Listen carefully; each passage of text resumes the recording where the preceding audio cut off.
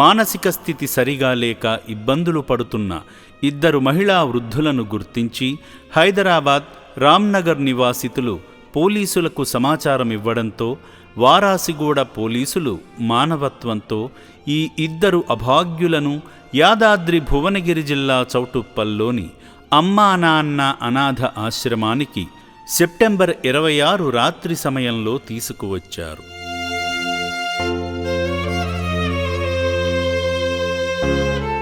రక్షణాలయం వద్దకు చేరుకోగానే ఆశ్రమ సిబ్బంది వెంటనే స్పందించి నడవలేని స్థితిలో ఉన్న ఓ పెద్దావిడను వీల్చైర్పై కూర్చోబెట్టి లిఫ్ట్ సహాయంతో 4వ అంతస్తులో ఉన్న వైద్యశాలకు తరలించారు.